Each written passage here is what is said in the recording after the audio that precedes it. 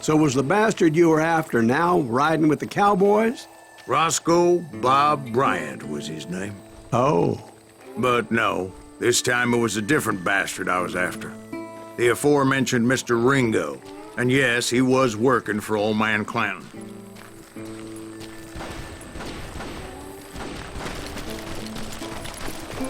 Where's he going? I came upon them robbing a stagecoach, which wasn't surprising, being they were such murderous thieves and bastards. The bandits wore red scarves, so I knew they worked for the old man. Over there! There! I did my best to help those poor passengers.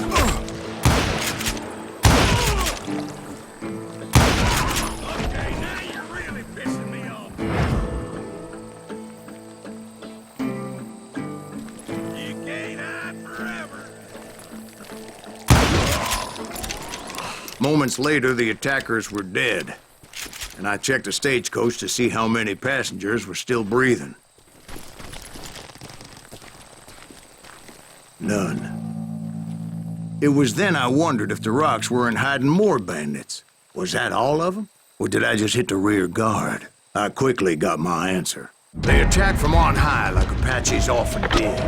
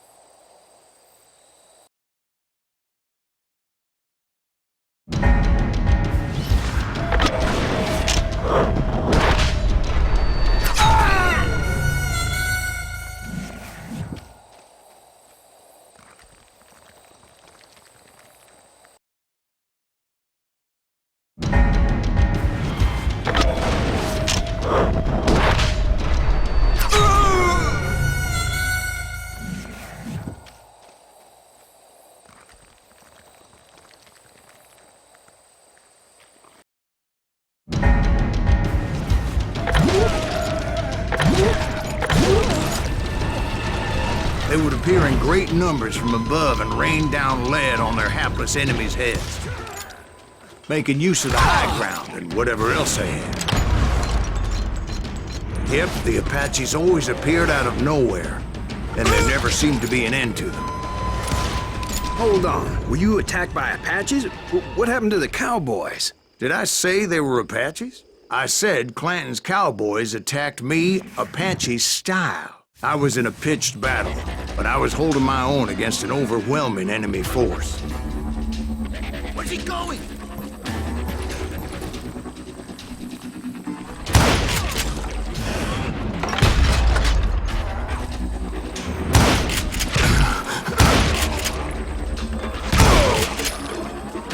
See, at the time, I was still pretty green, but often blunder into regrettable situations. But I just kept shooting at anything I could see up in those damn rocks.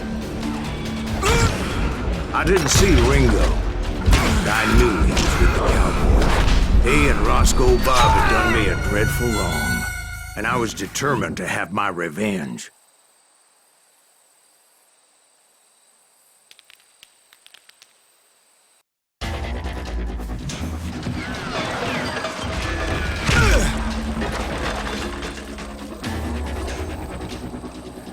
Can't outrun a bullet!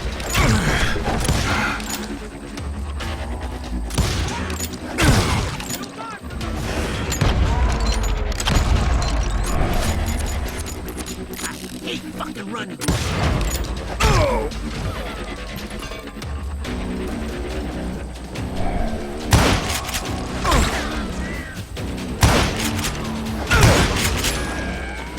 See, at the time, I was still pretty green and would often blunder into regrettable situations.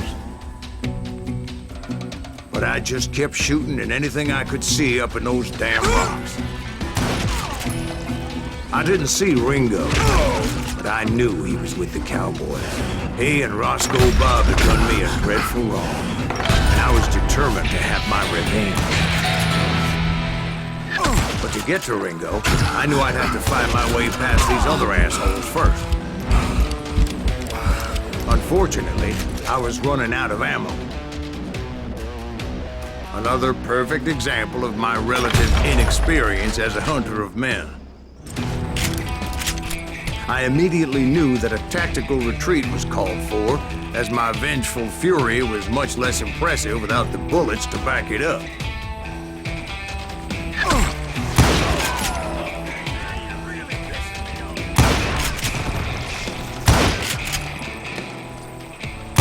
Finally, they managed to corner me. Trapped as I was, the odds of my survival seemed pretty slim.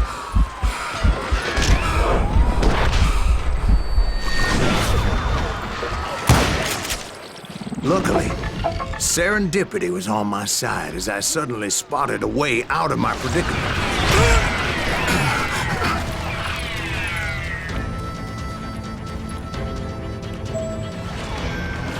I ran ahead as if the devil himself was after me. Bullets were whizzing by my ears, but I wasn't about to roll over and die. I just kept running like there was no tomorrow. Because there wouldn't be if Clanton and his men caught up with me. As I was scurrying around those caves, I thought, what was I thinking? Going up against a gang like this?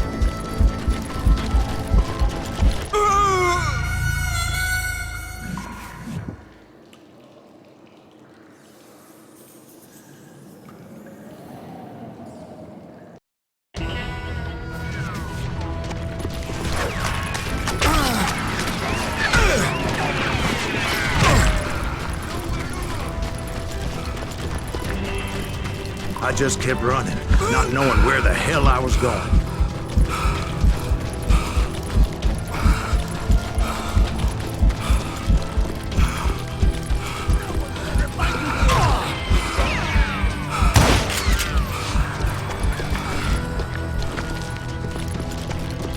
And that's when something miraculous happened. Like manna from heaven, I found the desiccated remains of what looked like an Apache warrior.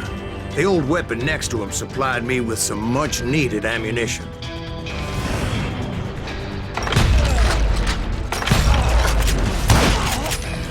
Bat Masterson once told me it was more important to be lucky than good, and he would know.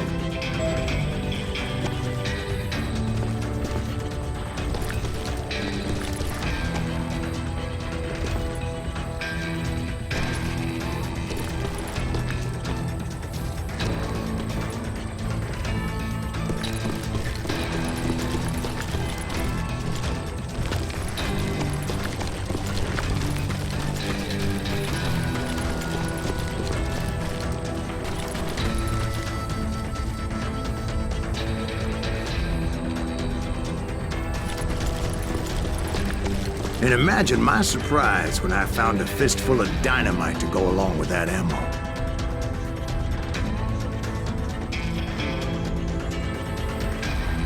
That stroke of good fortune evened the odds and bolstered my confidence. It was time to turn the tables. Time for the prey to become the predator. Time for the hunted to become the hunted. Time. All right, Jesus, we get it. They were right where you wanted them. That's right, Jack.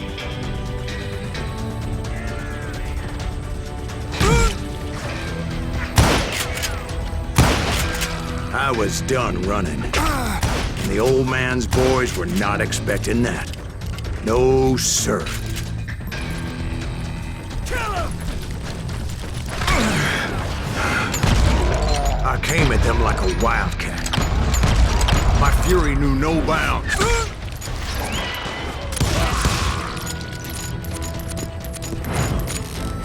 I'm putting you down!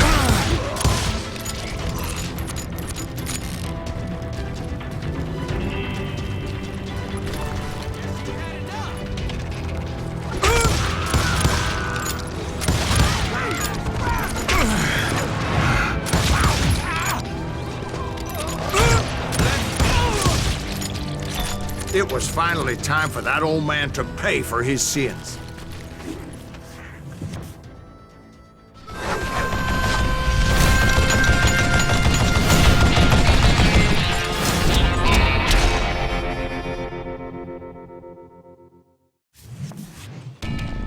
I yelled out at the top of my lungs, "Clanton, I'm coming for you!" A little stealth might have made more sense, to be perfectly honest. Because that old fool had a Gatling gun and enough bullets to last him till kingdom come.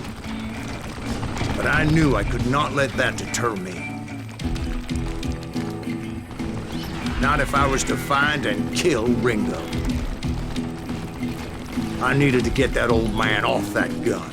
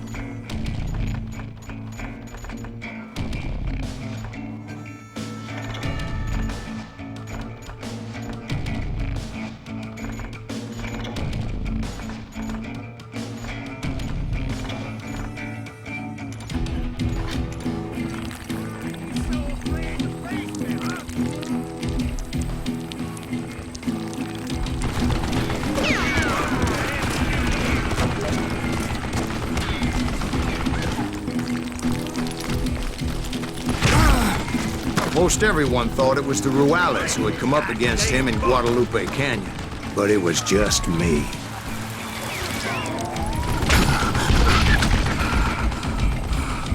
Where'd you get?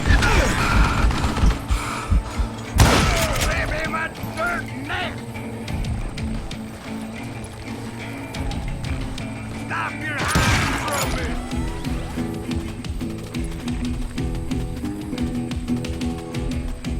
You one stupid zombie!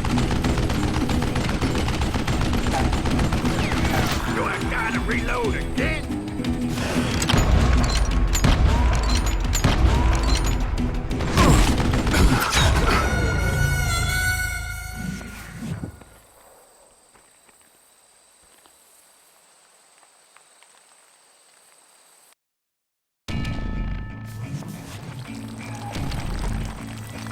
You with your neck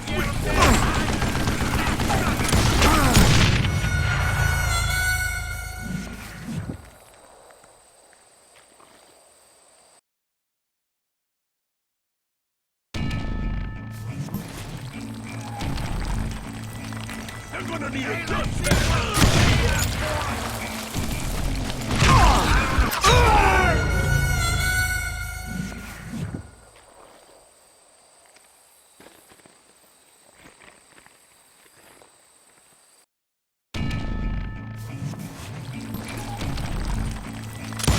These are good men you're killing!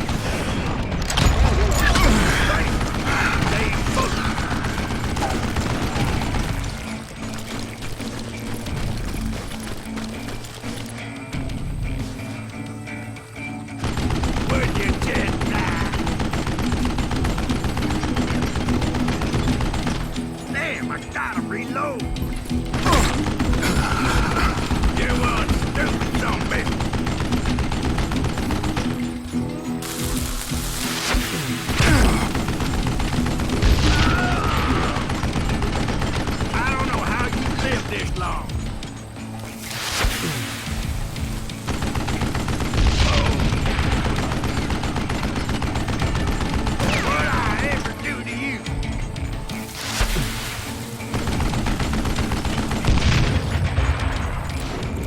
Finally, one of the cowboys made it out of there alive and told Ike and Billy Clanton that it wasn't a Mexican who took their father's life that day. They just assumed it was one of the Earps, and that little misunderstanding eventually led to that legendary gunfight at the OK Corral.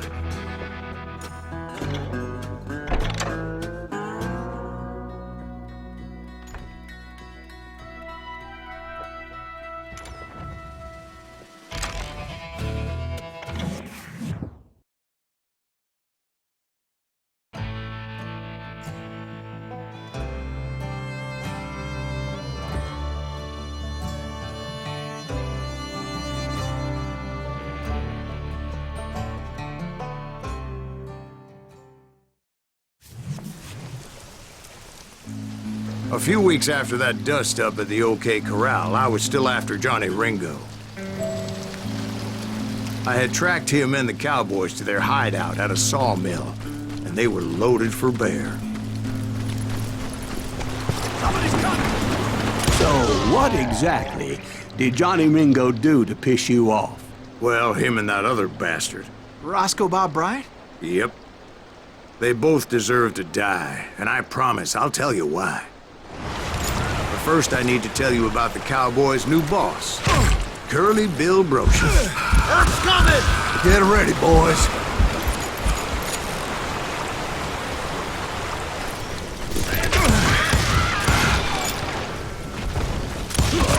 Curly Bill took charge of the Cowboys upon the old man's demise.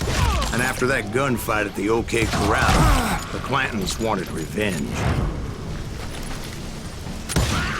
So they murdered Morgan Earp and grievously wounded his older brother, Virgil.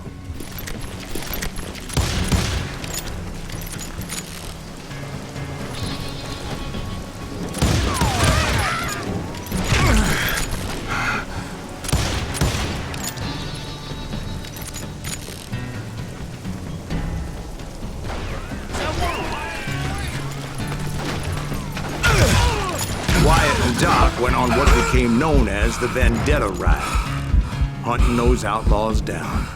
Shoot the son of a... So when I showed up, that's who they thought I was.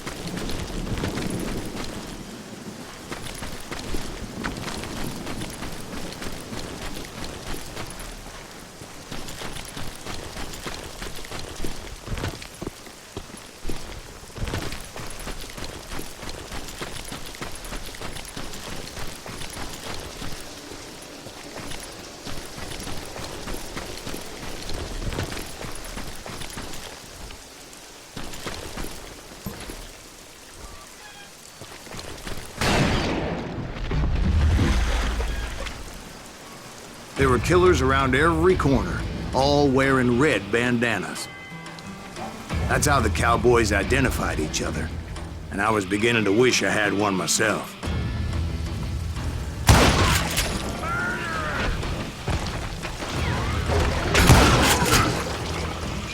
You can't hide forever.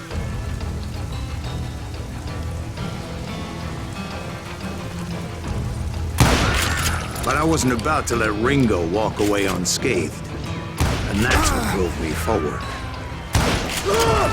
They say that Ringo was infernally fast. I hardly saw anyone faster, boy. Certainly not Wyatt Earp. That man was all hat and no cap. Earp wasn't much of a match for him, but Doc Holliday might have taken him. That lunger should have kept his nose out of it. They never charged anyone for the murder of Morgan Earp. But everybody knew that Curly shot him in the back. That was common knowledge. Yeah, maybe so. But Ringo had nothing to do with it. He was just being loyal to a friend. Is that what you call it? Being loyal? Well, to get to that loyal friend, I had to pass by some buzzsaws as big as a man.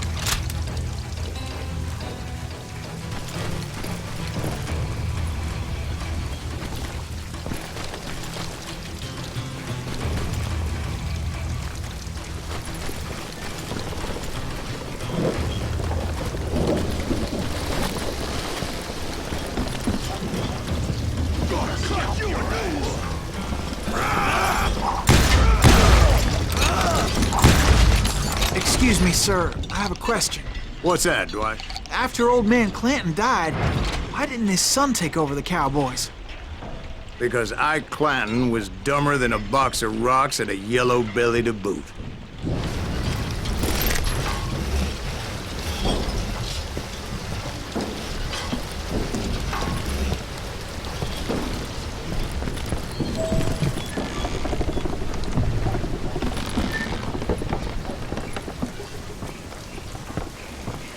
Now, where was I? Taking down the entire cowboy gang single-handed. Indeed I was, Jack.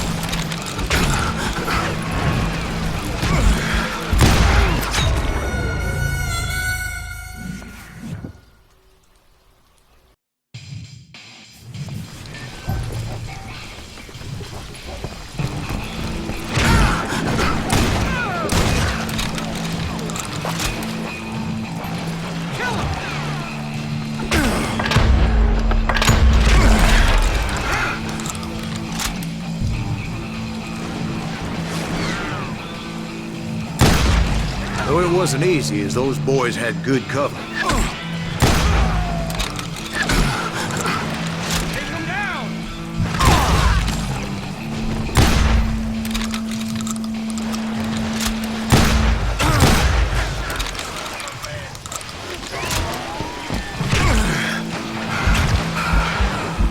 Holes in him!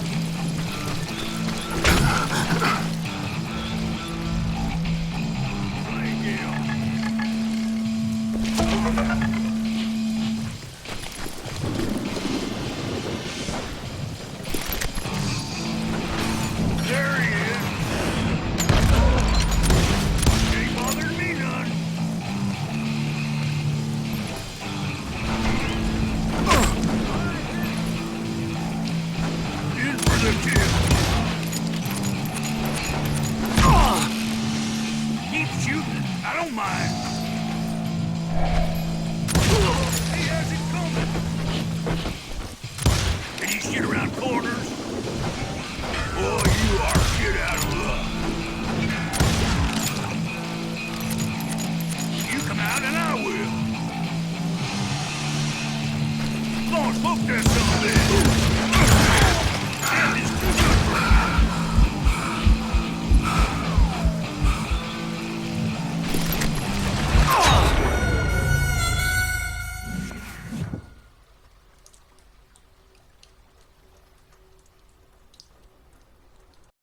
Bullets are useless against me.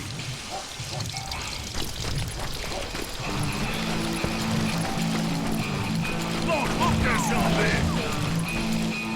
Keep shooting. Don't mind.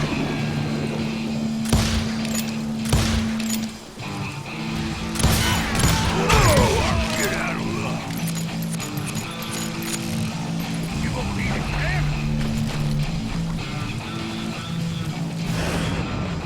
In for the kill. Ain't bothered me none. Don't let that asshole get away with this. There he is. Can you shoot around corners? That ain't her business. Death is too good for her.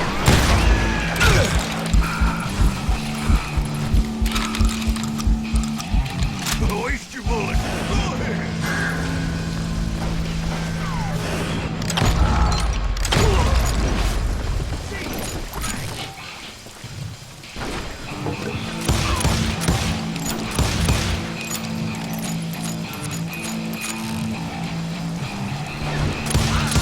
There were carts everywhere, piles of lumber, and God knows what else for people to hide behind.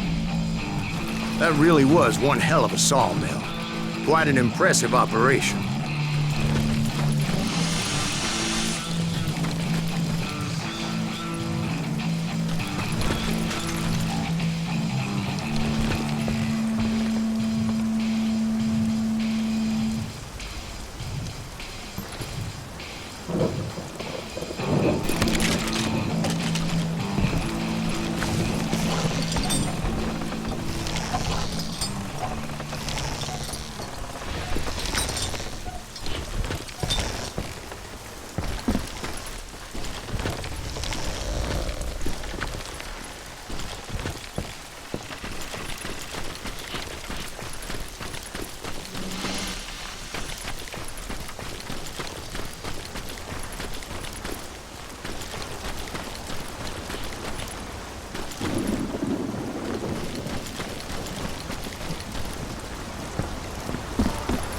And where was Curly Bill? Did you see him?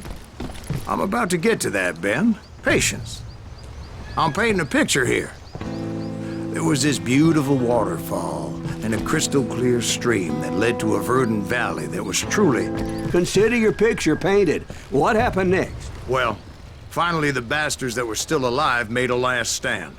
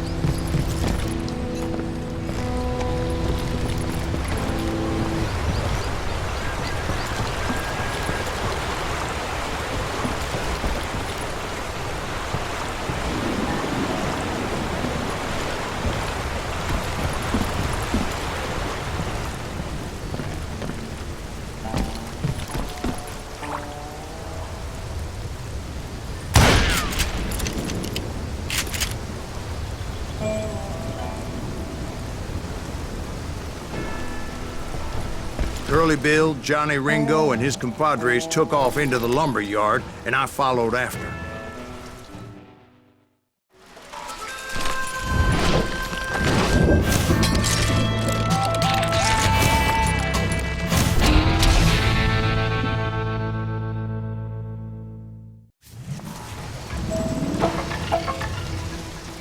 Are you saying they ran?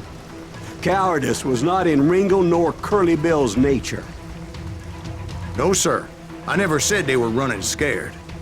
They just wanted me out in the open. Time to dance with the devil! You working for Wyatt Earp?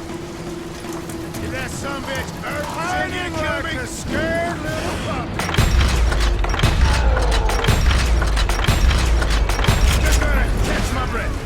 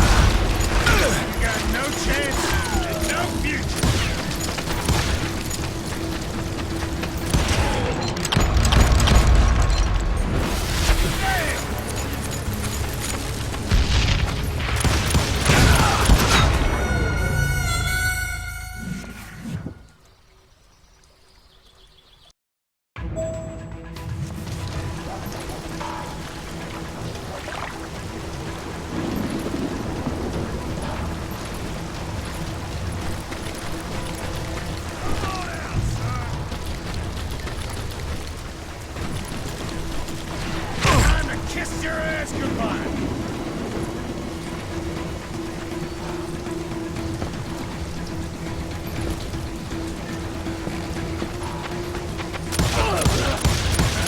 You're gonna get some down!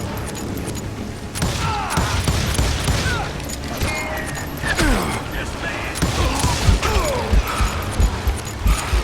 Hope you made your peace, brother! You can't hide forever, boy! Come on out, son!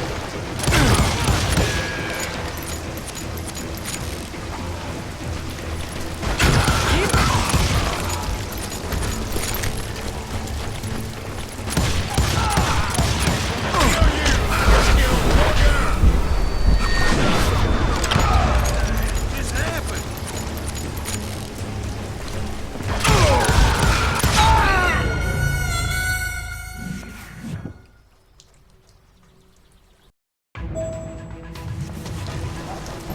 Are you saying they ran? Cowardice was not in Ringo nor Curly Bill's nature. No, sir. I never said they were running scared. They just wanted me out in the open. Time to dance with the devil!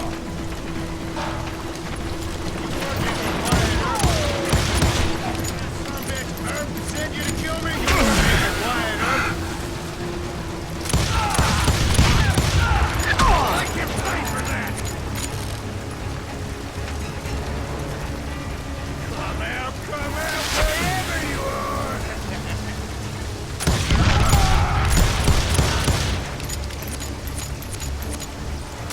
You're going to the gates of hell! Shit!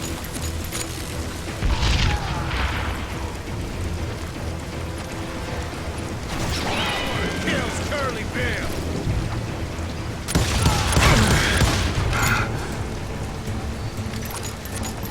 Oh, wanna play hide and seek? Kill that murderer, cocksucker!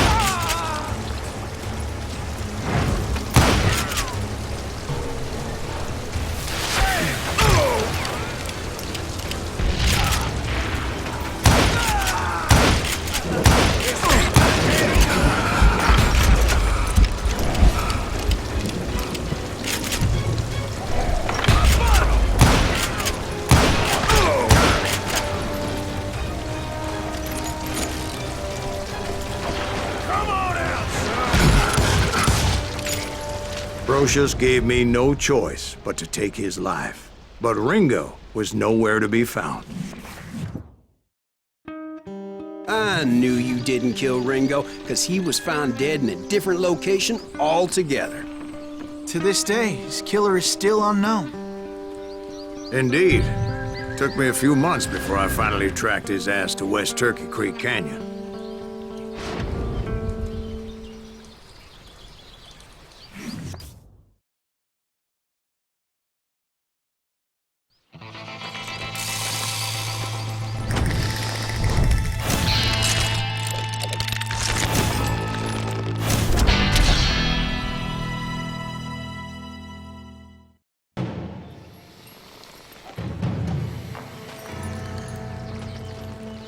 That's incredible, sir.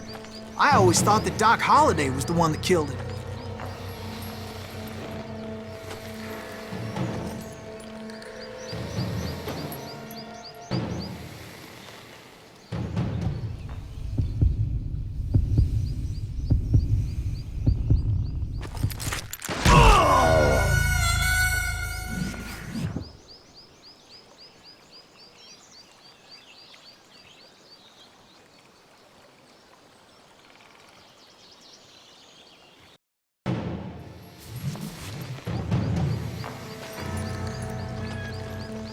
That's incredible, sir. I always thought that Doc Holliday was the one that killed him.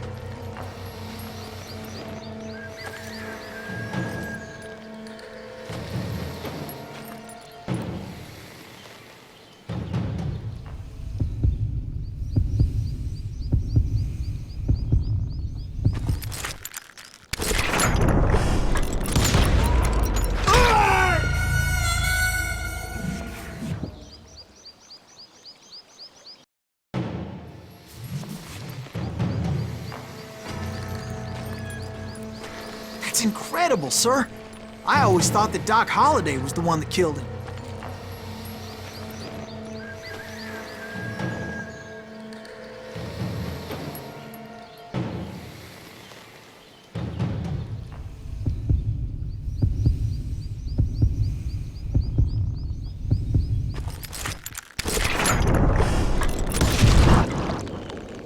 Sorry I had to ruin the legend for you, boy. But the legend ain't always true. Doc Holliday had nothing to do with the death of Johnny Ringo.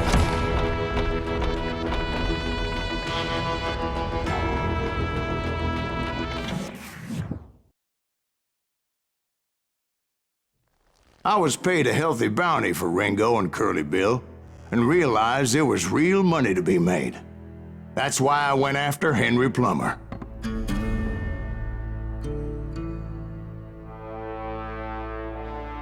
Wasn't he the sheriff who augmented his income by shaking down miners and robbing gold shipments? That's the one. Oh, yeah, I remember him.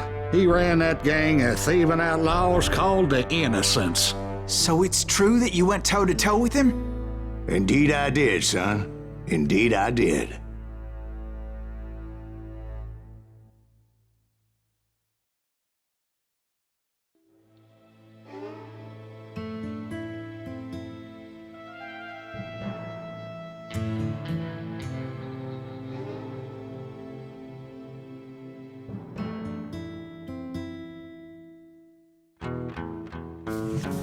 I knew I needed resources if I was going to track down Roscoe Bob Bryant, and hunting Plummer looked like a good way to get rich quick.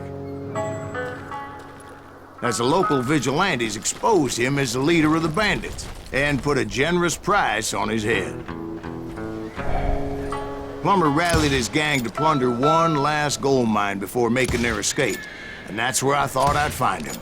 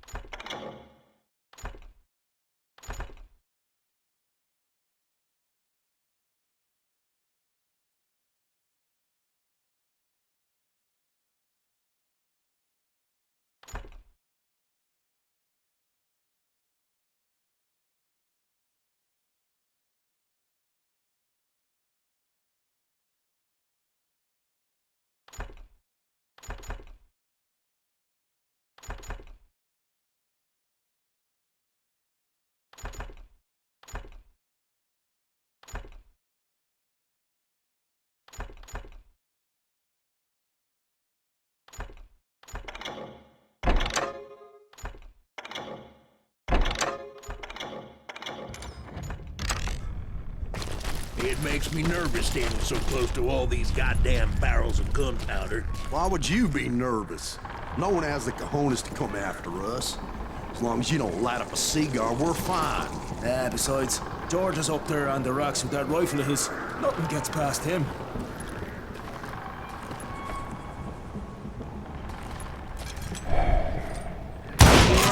As my late father pointed out to me more than once, God made men, but Samuel Colt made them equal.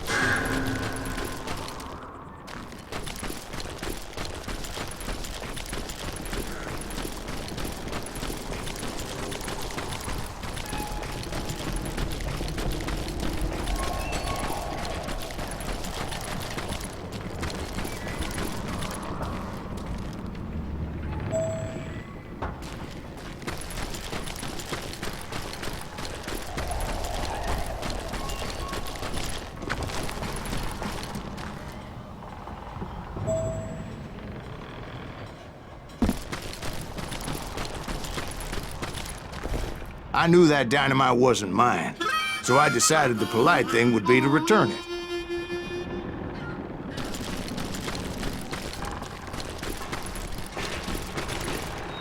It was the biggest gold rush since Sutter's Mill in '48. Unfortunately, prospectors weren't the only ones drawn to those riches.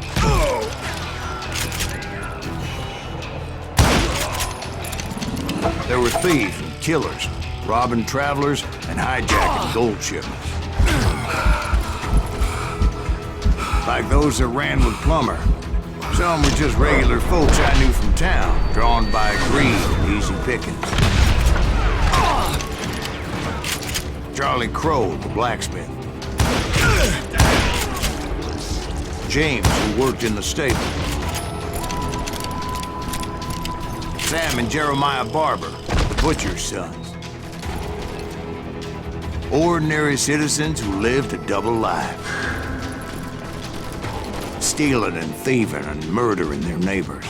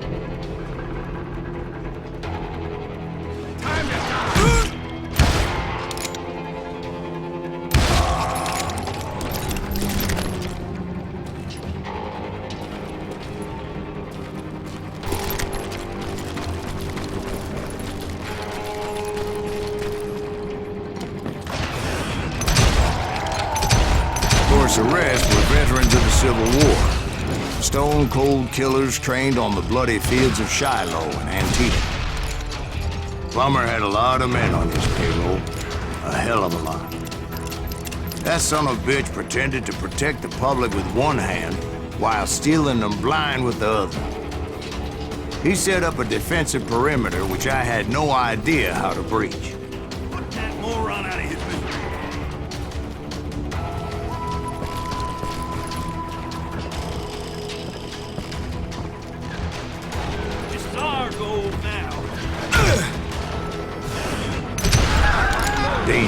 desperate individuals.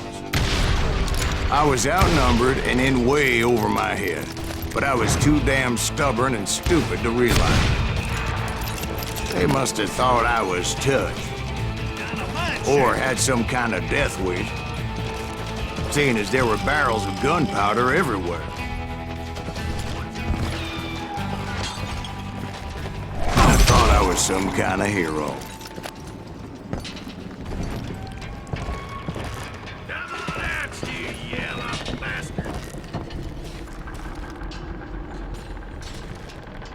About out of bullets.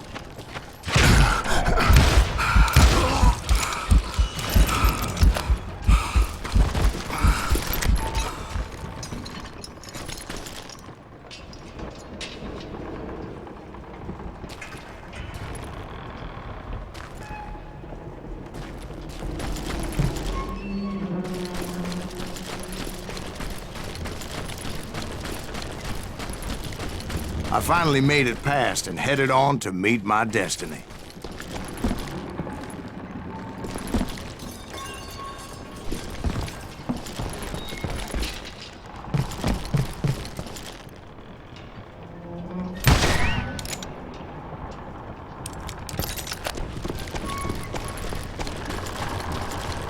But first, I had something I needed to figure out.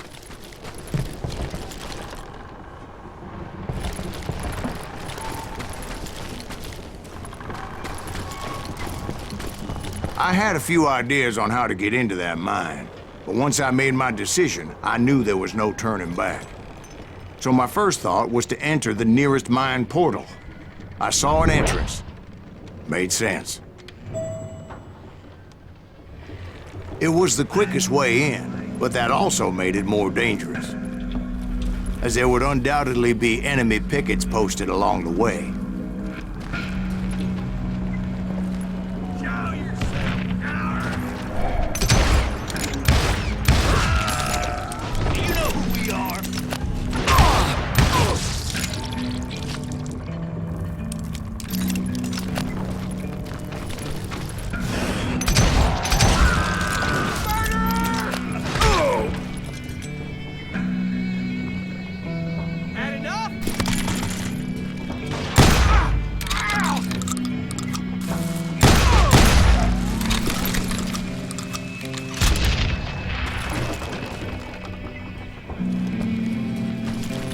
Besides, once you enter a mine like that, it's easy to get all turned around.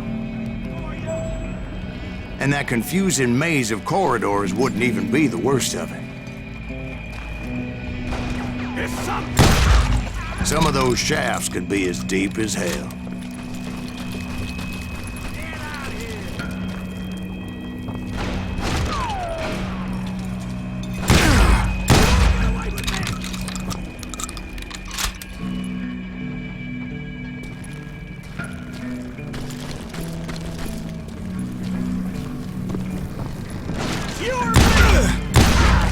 A single stumble or misstep can easily end in a deadly plunge to oblivion. I do not deserve to die like this.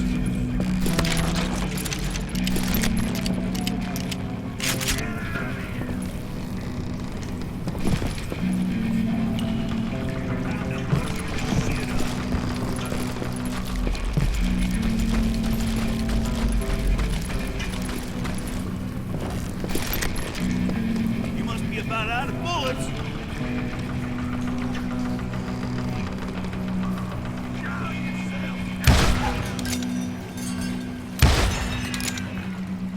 You ain't beefing me.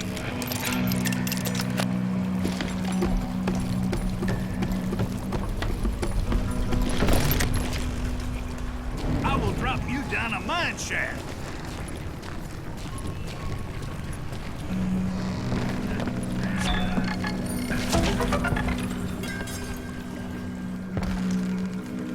I do not deserve to die like this!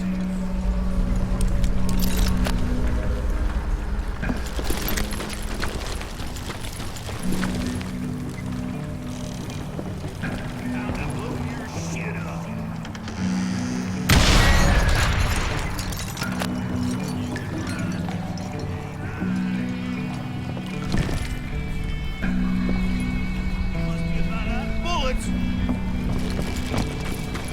quick reflexes often make up for a lack of common sense. Luckily, I was never one to be easily bushwhacked.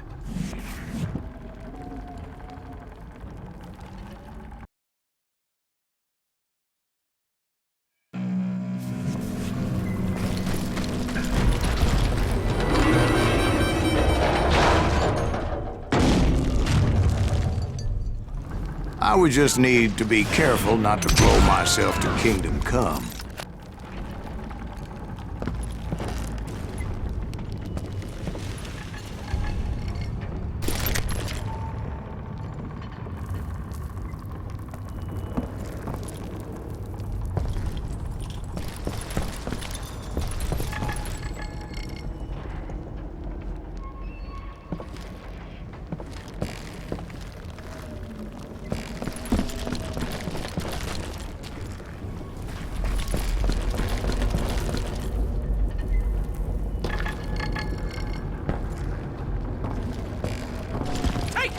With all that gunpowder and dynamite everywhere, a body has to know what he's shooting at. God!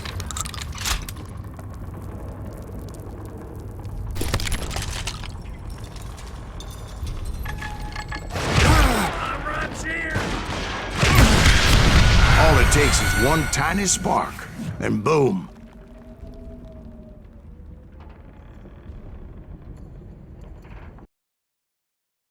Get him! I will drop you down a mine shaft!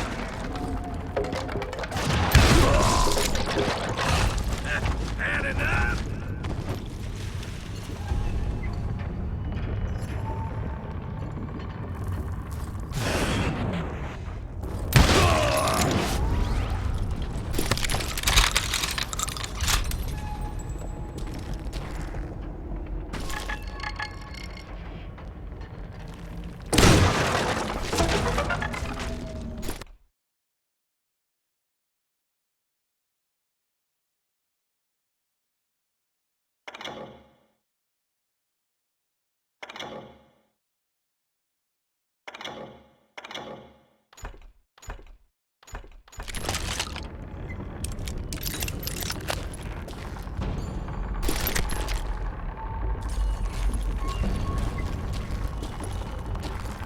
One wrong bullet could have turned that mine into a dad-blasted tube.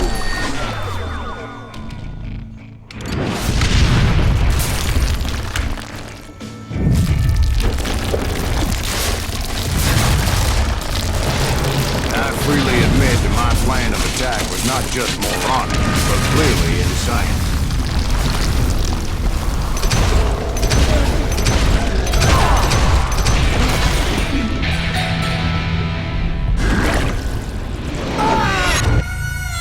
It's a good thing that I abandoned that ridiculous plan before I even tried it. Instead, I spotted a ladder, a way into the mine from the opposite side.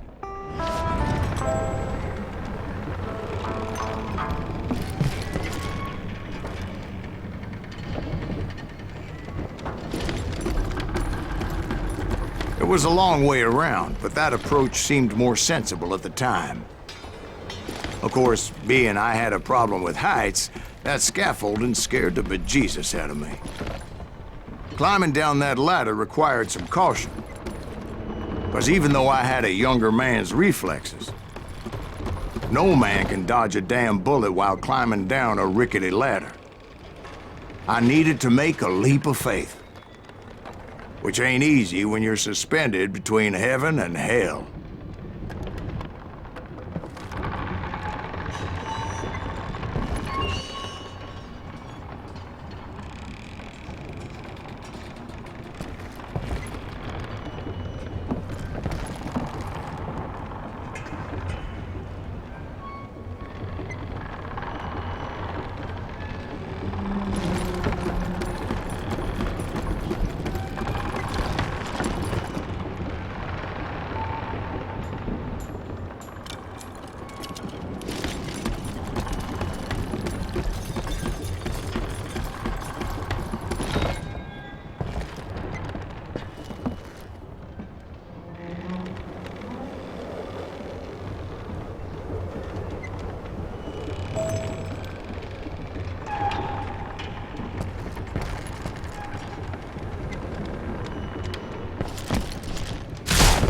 I was determined not to give up, however.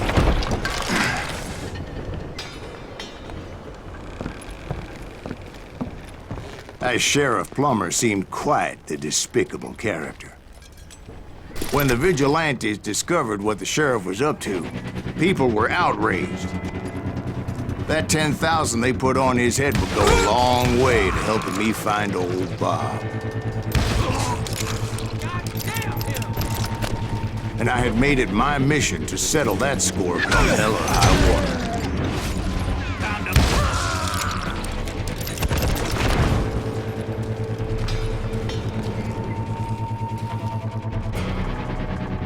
But first, I would have to make a choice. Take the elevator or climb the ladder.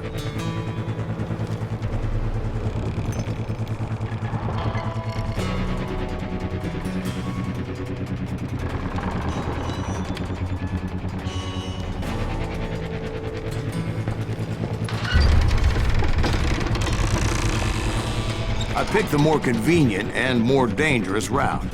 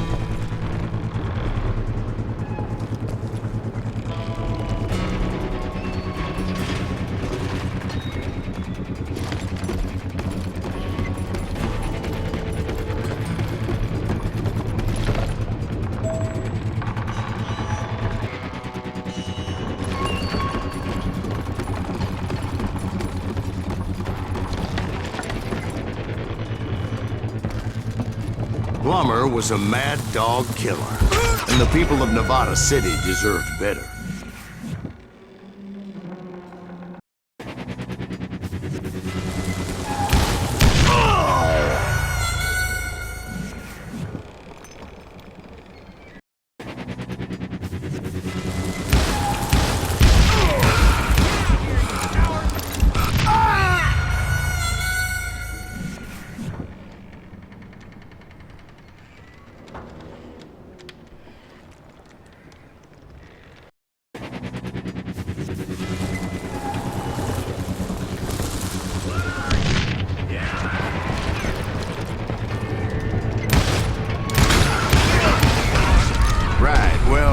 He was the sheriff of both places one time or another, but that's neither here nor there. The point was, taking him down would save a lot of lives, including my own.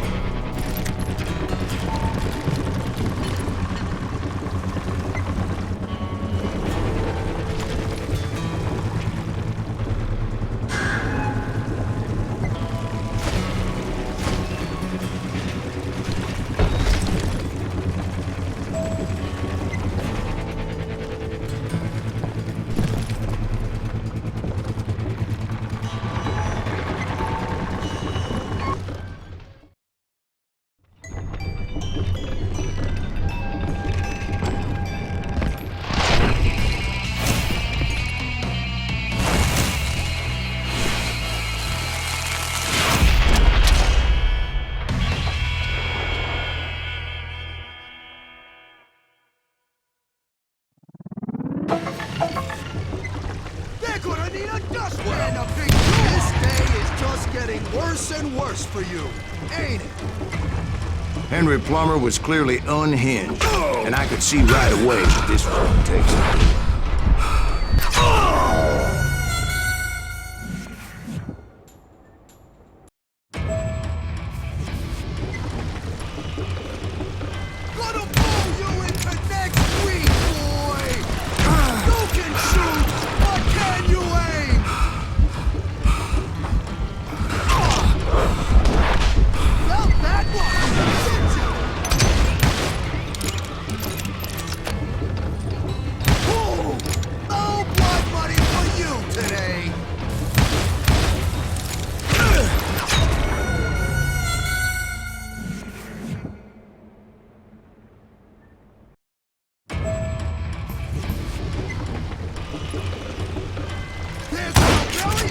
in a million pieces!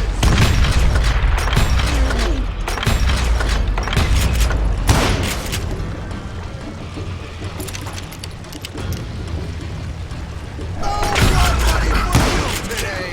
I need some help here! Come on, boys! Take this cocksucker out!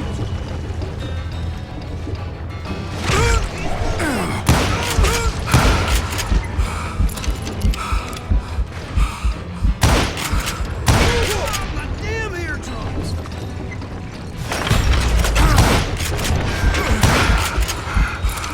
I'm gonna shoot you dead!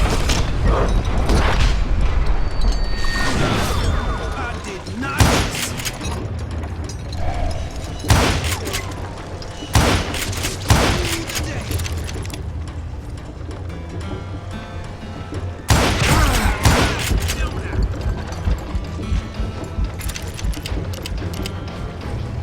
That's right!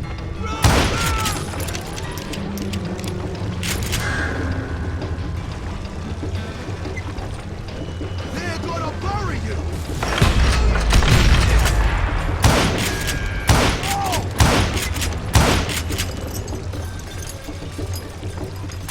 You can shoot, but can you aim?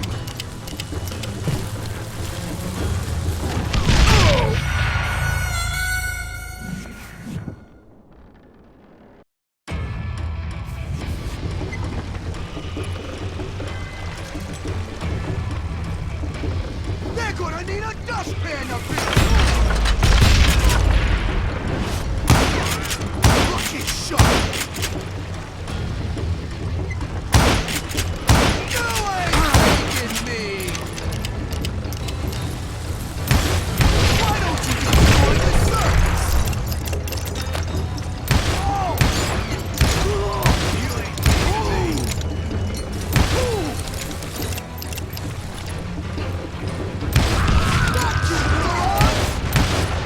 They're gonna bury you in a million pieces! Show off! You can shoot, but can you aim?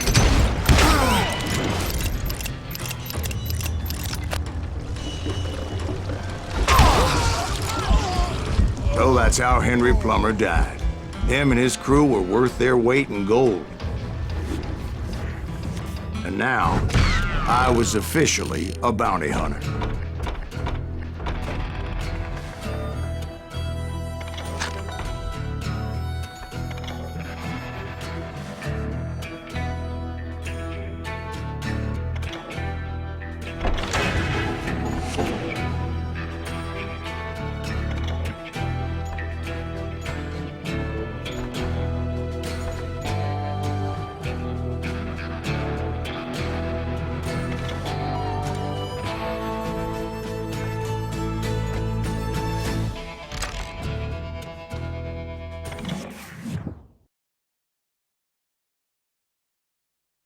So, did you finally go after that Bob feller? Well, I heard word he was in Kansas with John Wesley Hardin. So that's where I went. Where in Kansas? Abilene. Why do you ask, Ben? No reason. Was Hardin as fast as Ringo? Ringo was fast, but John Wesley was as fast as the devil himself.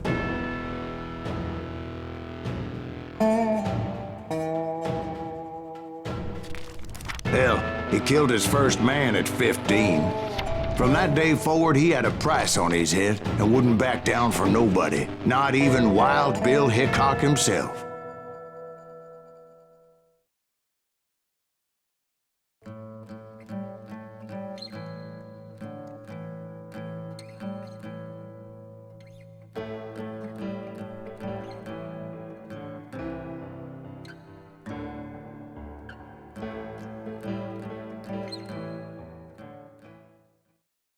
I dodged death many a time, and that night in Abilene was no different.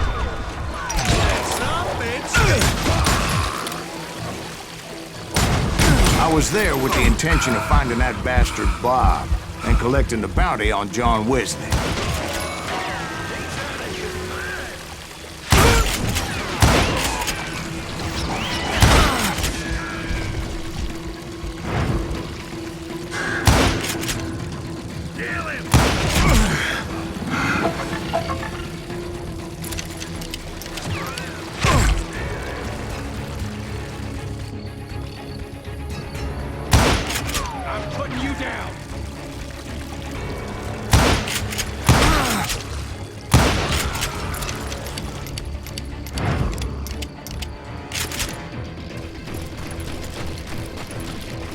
I thought the Texas Rangers got Hardin. Yeah, that's what they want you to believe. It was cold and a witch's tit and a brass bra that night as I fought my way past his loyal compadres.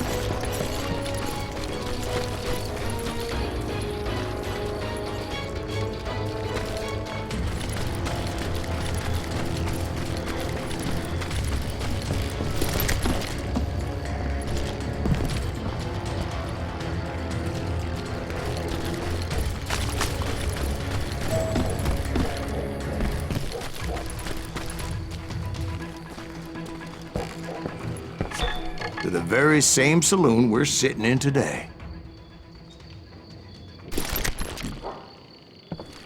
Look around and imagine this place painted in blood. Hardin was waiting for me, and...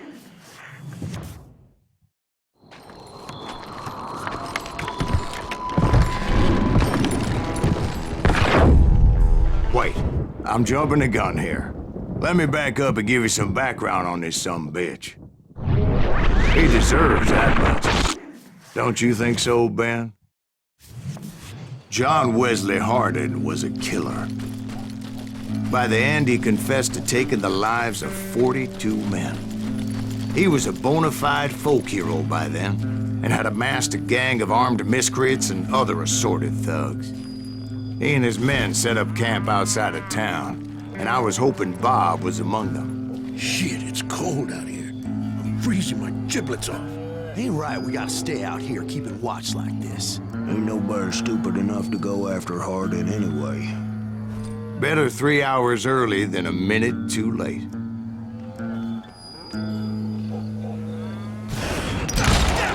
Shoot that son of a bitch! They didn't ask why I was there. They knew.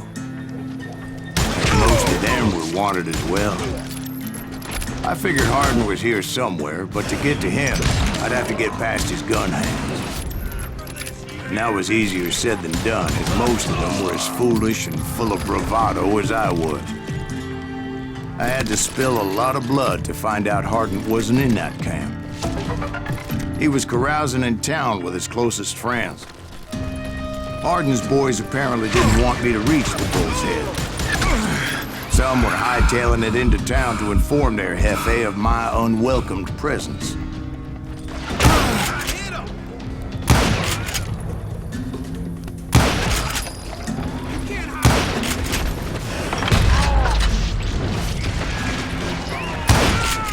Get that asshole!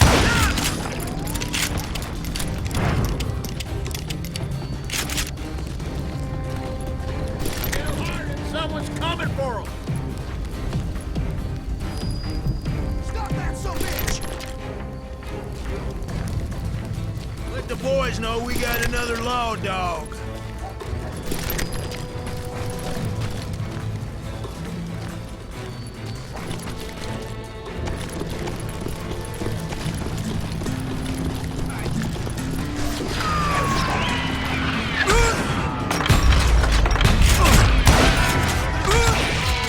I wondered if Bob was among them.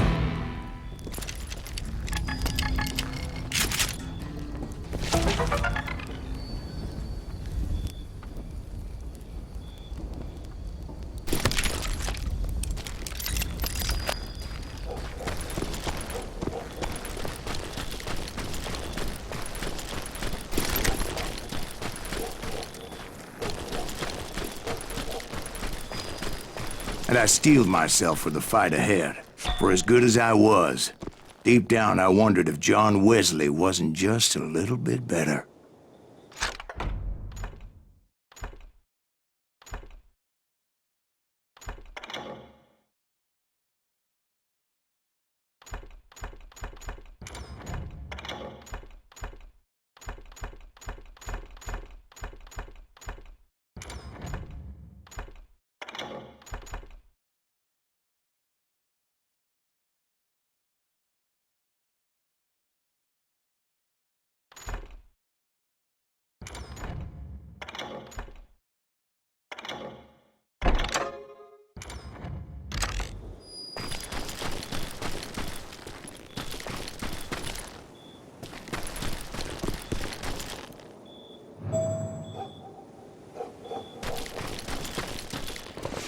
Before I could test my mettle against Hardin, however, I would first need to dispatch his cadre of hired killers.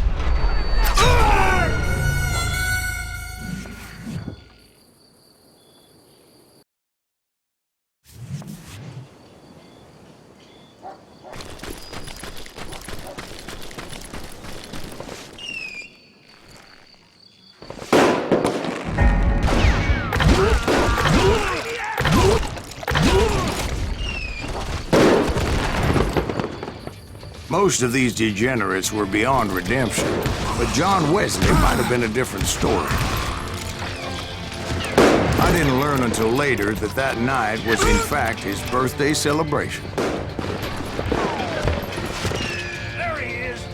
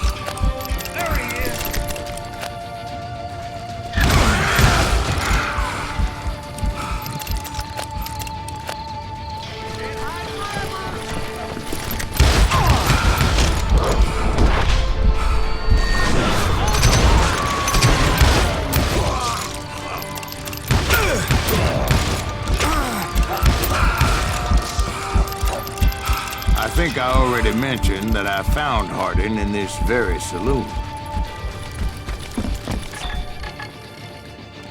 Suffice it to say, nobody there was happy to see me.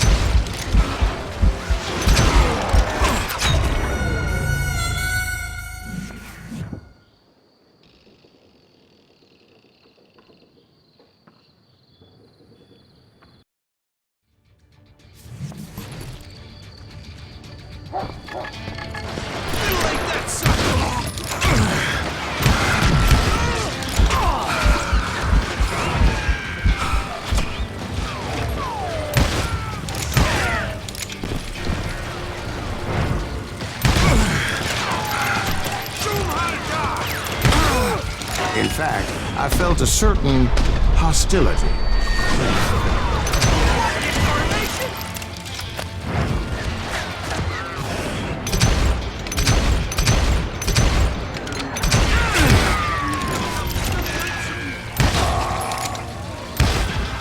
I was disappointed that neither Bob nor John Wesley were among the dead.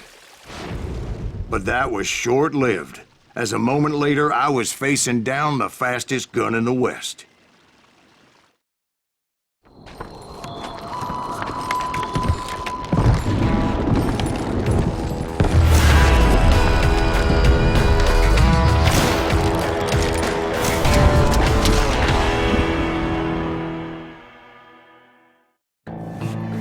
I felt a bolt of adrenaline, or maybe that was fear. He was well known for his tricks, and I knew I'd need my own if I was ever to defeat him.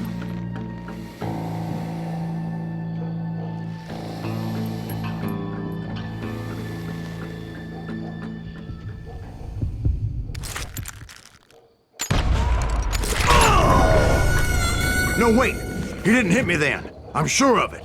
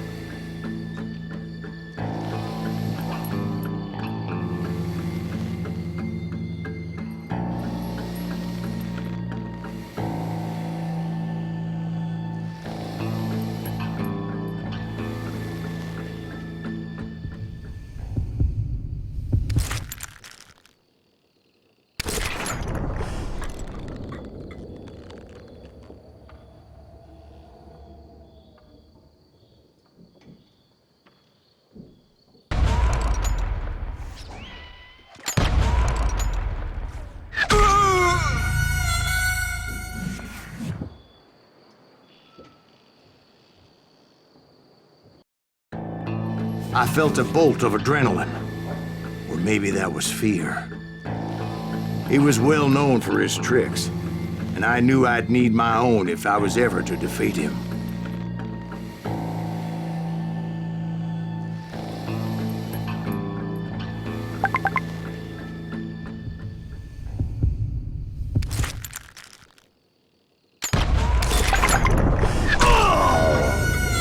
No, wait! He didn't hit me then. I'm sure of it.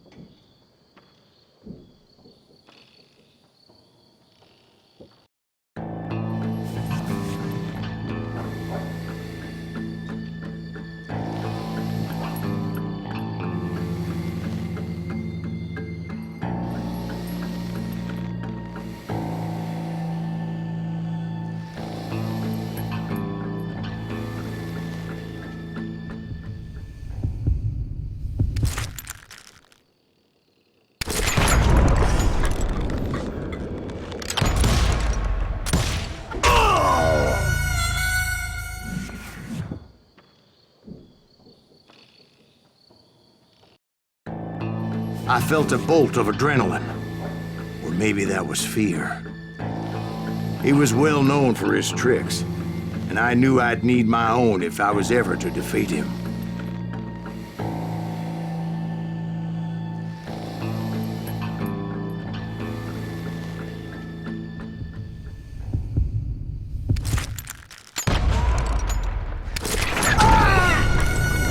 No, wait!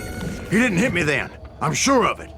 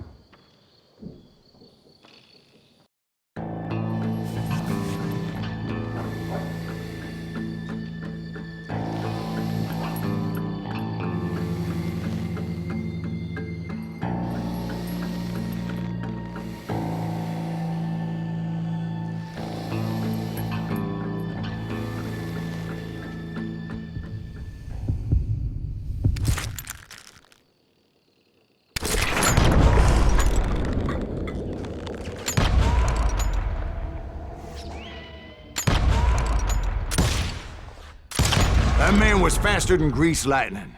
But being inebriated as he was, he didn't count his shots. And now, he was at my mercy. So he didn't die? No, I sent him to prison. Years later, after he was free, some restless Avenger took his life. Shot him in the back at a saloon just like this one. Anybody up for another beer? Ben?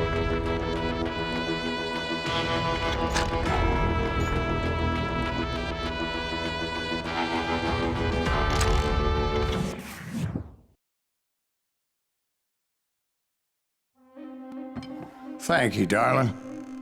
Yeah, some say revenge is a dish best served cold.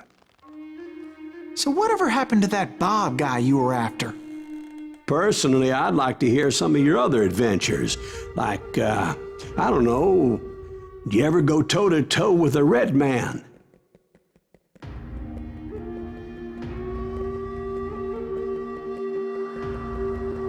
Yes, I did, Ben. I remember once I was after this renegade Apache, Grey Wolf.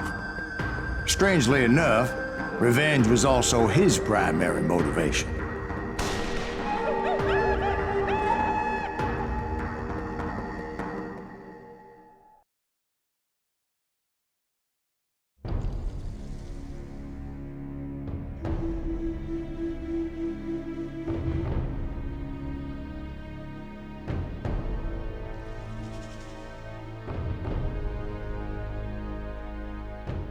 A bounty was put on Grey Wolf's head, and that's how I came to hunt him in the mountains. Mountains so high they tickled the nether regions of heaven.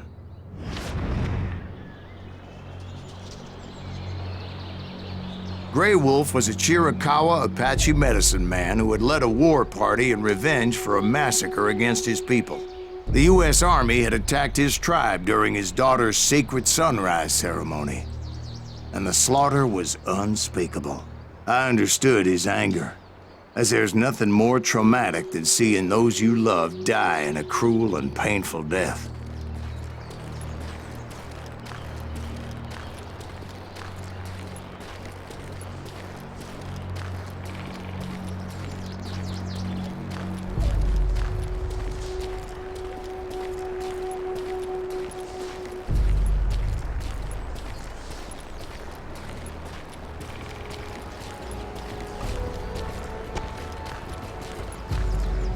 Right from the beginning, I couldn't shake the feeling that Grey Wolf was watching my every move. He led a band of young Apache warriors who wanted retribution and were more than willing to die for him.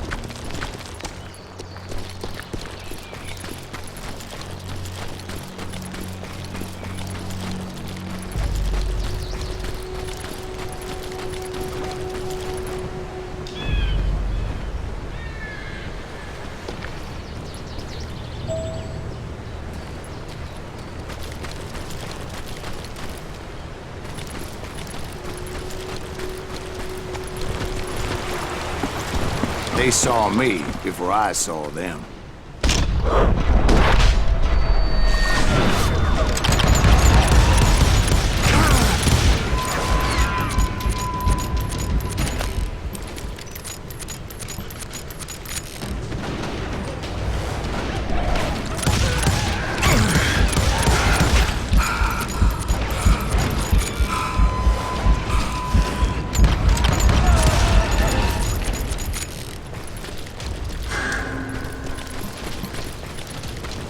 And it crossed my mind that maybe this wasn't such a good idea. But now that the shooting had started, there was no backing down.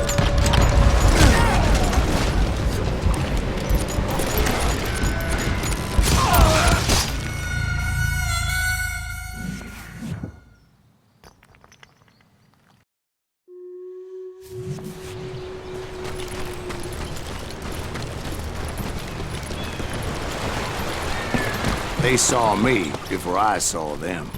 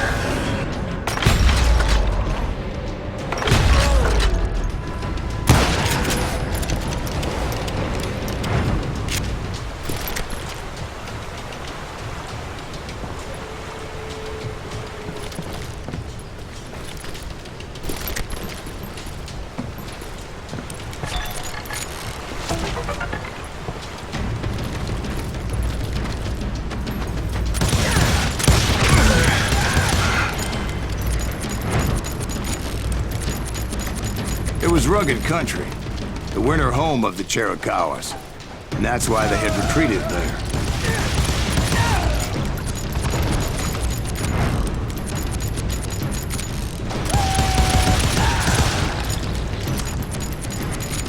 I admit to having some regrets about going after them the way I did. But then again, I got a lot of those.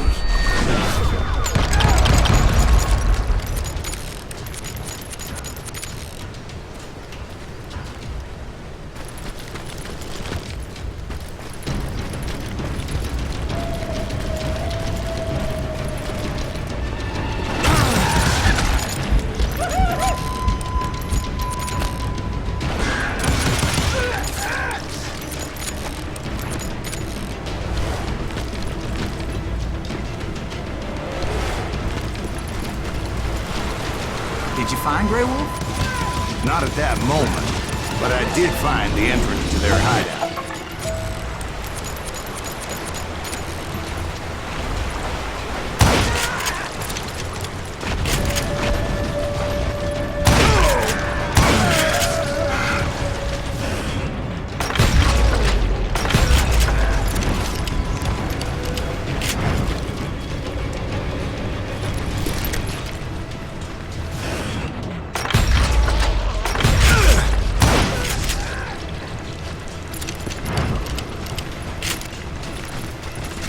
A deep crevice that led to a deeper cave. Don't tell me you went in there. Yeah, but it's not out of bravery so much as pure, angry cussedness.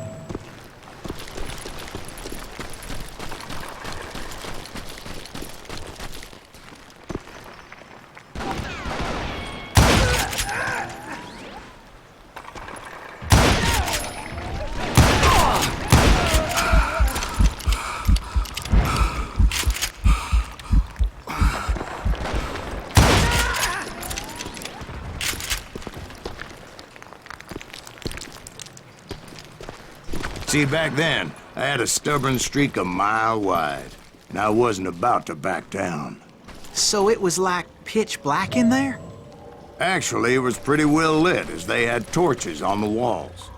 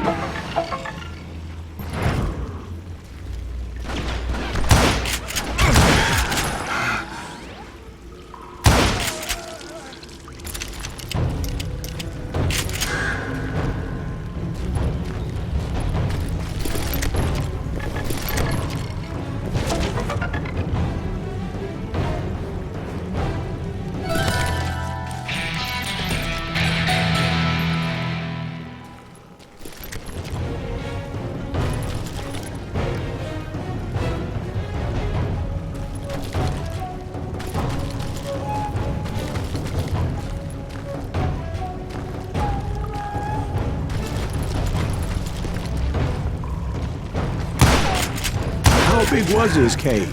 Big as hell, Ben. Chiricahua had hid out there during the Indian Wars.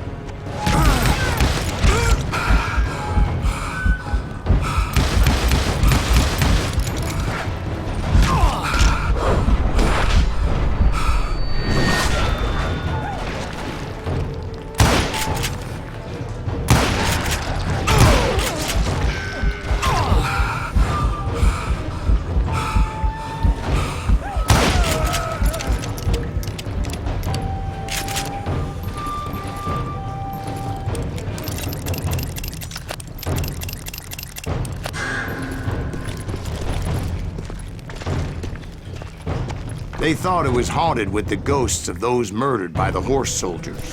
The cave was haunted with dead Indian ghosts?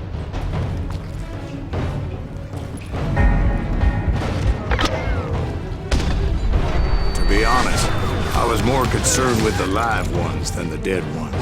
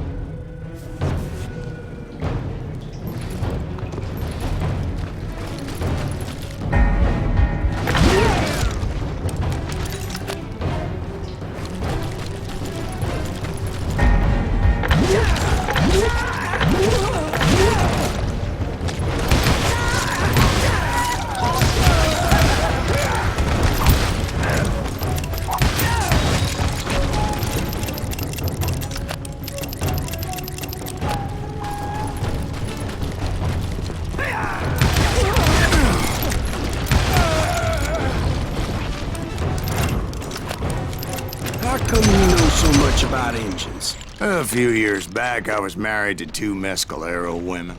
At the same time? Yeah, they were sisters. Polygyny is traditional among the Mescalero. So what happened? Oh, I had to get out of there. Those girls never shut up. Both of them nagging at me all the time. Drove me half crazy. Haven't seen them since. No, I mean, what happened with Grey Wolf? Oh, well, I pursued him into the Cave of Death.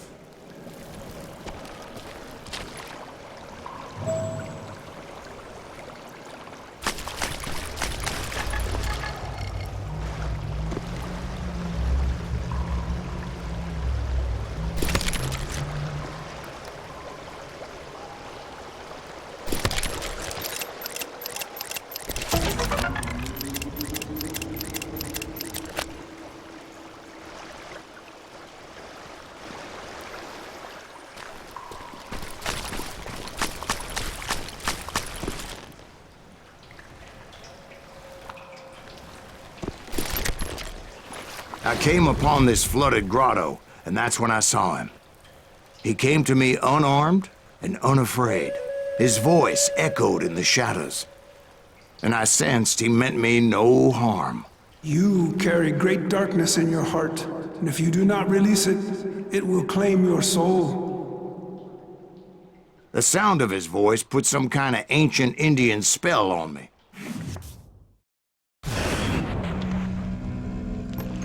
As his story unfolded in my mind, You will come to this place again and kill many more men, and the darkness will grow until it consumes everything that you are. The soul would have no rainbow if the eye had no tears.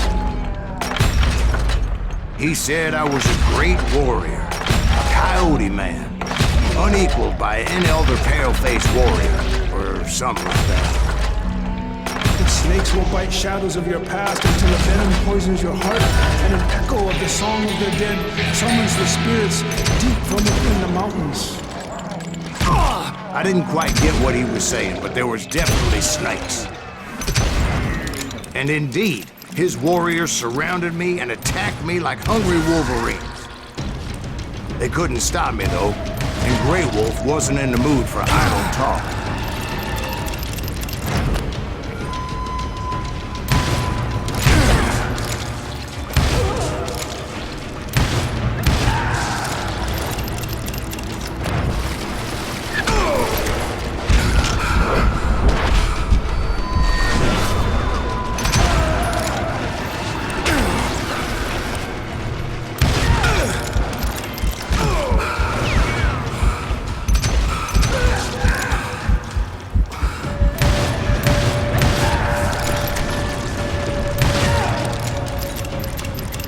I swear I couldn't see any way out of this trap.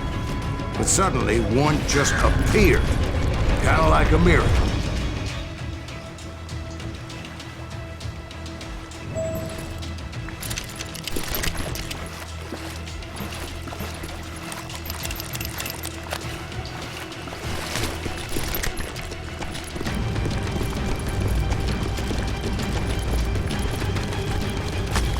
I felt like I would be lost in that damn cave forever. Finally, I found myself back outside, perched on the edge of a precipice, overlooking a thundering whitewater river.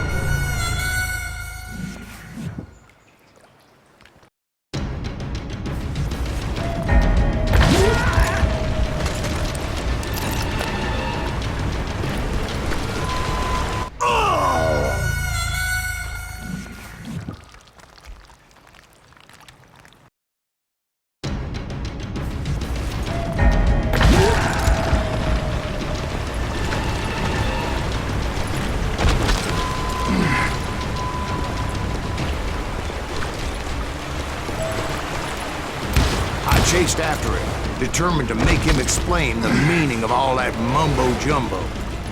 Mumbo-jumbo's right. Are you making this all up as you go?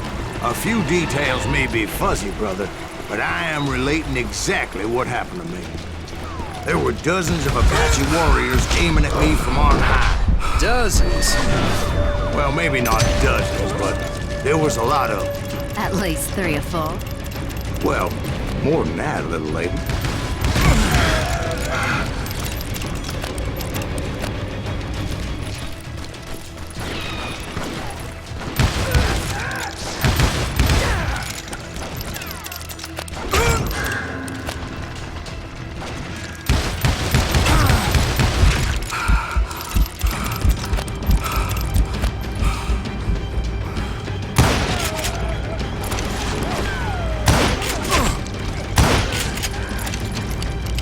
A steep climb up creek ahead of me and scrambled up those rocks like a mountain goat. I was determined to locate Grey Wolf and find out exactly what the hell he was trying to tell me. And wouldn't you know it, that crafty son of a bitch led me right into a trap. What kind of trap? Well, son, there had to be at least 100 Apaches surrounding me. 100? God be my witness. Oh, come on. Who you kidding? Hey, I believe you. Come on, tell us how it ended. All right, but I'm not gonna drag this out. Where were we? You were surrounded by 100 Apache warriors. Well, I didn't take the time to count them exactly, but there were a lot of them.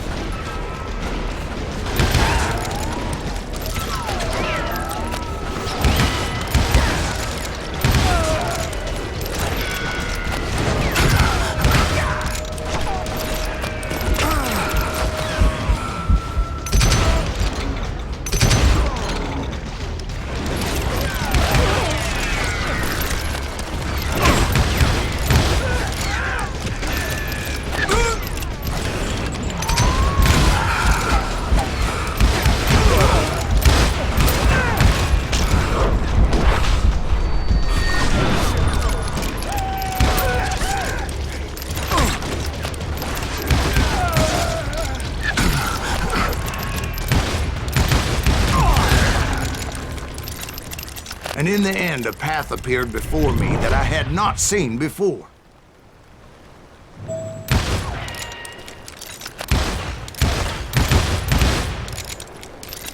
I followed it as I desperately needed to find out what Grey Wolf was trying to tell me. But it was like that son of a bitch disappeared into thin air.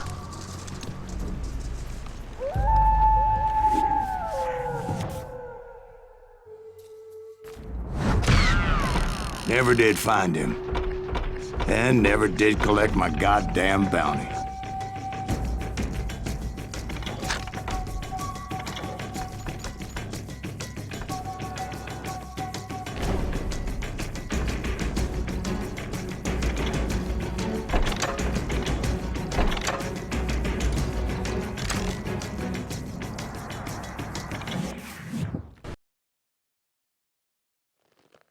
Thank you, darling.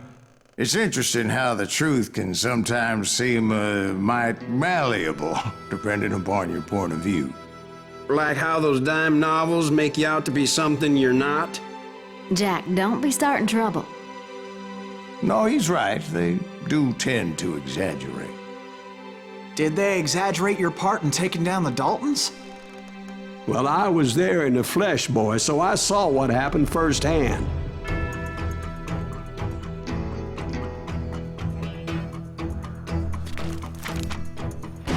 Those Daltons were lawmen once, before they all went bad, robbing banks and trains clear across the territory. Until Coffeeville, of course. I was one of the citizens who took up arms that day. Fighting on the side of right? I did my best, sir. We all did.